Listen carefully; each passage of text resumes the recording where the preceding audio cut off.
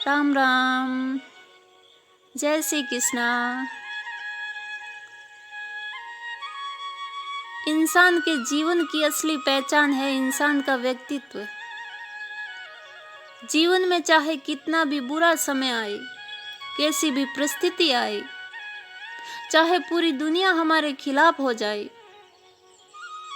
पर हमें अपना व्यक्तित्व हमेशा अच्छा बनाए रखना चाहिए, क्योंकि हमारे व्यक्तित्व से ही हमारे जीवन की हर चीज जुड़ी होती है। हमारी सोच, हमारा व्यवहार, हमारे कार्य, हमारी वाणी, इन सब चीजों से मिलकर ही हमारे व्यक्तित्व का निर्माण होता है।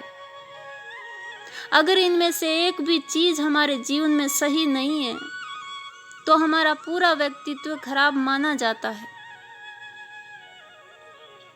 जीवन में हर बात पर ध्यान देना जरूरी होता है। किसी भी इंसान के व्यक्तित्व को जानना हो या समझना हो तो कुछ बातें हमें हमेशा ध्यान रखनी चाहिए। सबसे पहले उस इंसान का अपने माता पिता के साथ संबंध देखिए।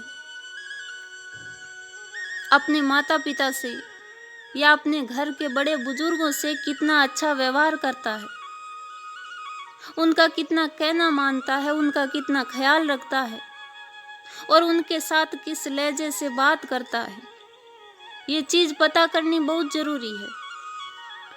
जो इंसान घर के बड़े बुजुर्गों का नहीं हुआ है, अपने माता पिता का नहीं हुआ है, वो इंसान आपसे क्या रिश्ता निभाएगा।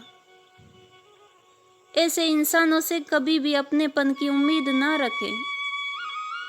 दुनिया में सबसे बढ़कर हमारे माता पिता होते हैं। अगर कोई इंसान माता पिता को और बुजुर्गों को सम्मान ना दे तो यकीन मानिए उस इंसान के लिए दुनिया का कोई भी रिश्ता मायने नहीं रखता है। वो किसी भी रिश्ते का सम्मान नहीं कर सकता।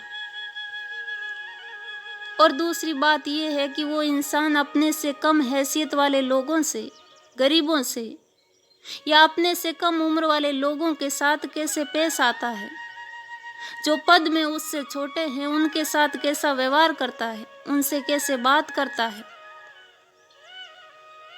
ये भी इंसानियत का या व्यक्तित्व का पुख्ता प्रमाण होता है। बड़ों के साथ कैसे संबंध रखने हैं, छोटों के साथ कैसे संबंध रखते हैं, ये भी हमारे व्यक्तित्व का एक हिस्सा है। खाली रिश्ते जोड़ने से कोई मतलब नहीं है। आप अपने रिश्तेदारों से कैसे संबंध निभाते हैं और संबंध निभाने के लिए कितनी सहन शक्ति रखते हैं, वो भी आपके व्यक्तित्व पर ही निर्भर होता है। और तीसरी बात ये होती है कि आप जिसके व्यक्तित्व को जानना चाहते हैं वो इंसान कितने लोगों से खुश नहीं है, कितने लोगों से नफरत करता है, जिनसे उनकी बनती नहीं है, वो उन लोगों के साथ कैसा व्यवहार करता है और उस नफरत के पीछे वजह क्या है, वो उनके सामने कैसा व्यवहार करता है, पीठ पीछे उनके बारे में कैसी सोच रखता है, ये भी जानना जरूरी है। किसी के सामने अच्छा व्यवहार रखना, अच्छे से बात करना और पीठ पीछे किसी की बुराई करना, ये भी गद्दार लोगों का काम होता है। ऐसे इंसान भी किसी के सगे या संबंधी नहीं हो सकते। अगर कोई आपका दुश्मन है, किसी ने आपके जीवन में कुछ बुरा किया है, तो फिर उसके सामने उससे नफरत कीजिए।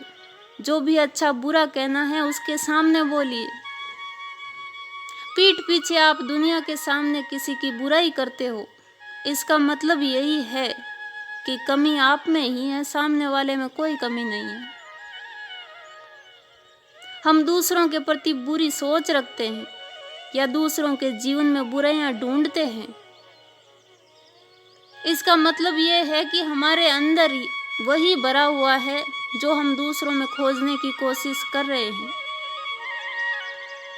अगर बुराई हमारे अंदर है तो हम दूसरों में बुराई खोजेंगे, अच्छाई हमारे अंदर है तो हमें दूसरों में अच्छाई दिखेगी, क्योंकि जैसा हमारा व्यक्तित्व होगा हम उसी नज़र से दुनिया का आंकलन करेंगे। जबकि किसी के व्यक्तित्व की पहचान उसके जीवन के तरीकों से, जीवन के हर एक चीज से जुड़ी होती है। अपनी नज़र से या अपनी सोच से किसी के व्यक्तित्व को हम नहीं पहचान सकते। सामने वाले के जीवन की हर एक बात को बहुत ज़्यादा बारीकी से, बहुत ज़्यादा गहराई से समझकर ही किसी के व्यक्तित्व को समझ सकते हैं, किसी के व्यक्तित्व को जान सकते हैं। दुनिया को बुरा कहने से पहले या बुरा समझने से पहले अपने व्यक्तित्व का पूर्ण रूप से सही निर्माण कर लेना चाहिए और सही निर्माण के लिए अपने कर्मों पर ध्यान दें, अपनी सोच सकारात्मक रखें, रिश्तों में मधुरता रखें। जो भी रिश्ते आपके जीवन से जुड़े हुए हैं उनके साथ अच्छे से पेश आएं। हर एक इंसान के साथ अपना व्यवहार बिल्कुल सरल रखें और सबसे ज़्यादा ज़रूरी है अपने विचारों पर और अपनी वाणी पर ज़्यादा से ज़्यादा संयम रखें, ज़्यादा से ज़्यादा काबू रखें। यही हमारे व्यक्तित्व का सही निर्माण है। जय श्री कृष्णा।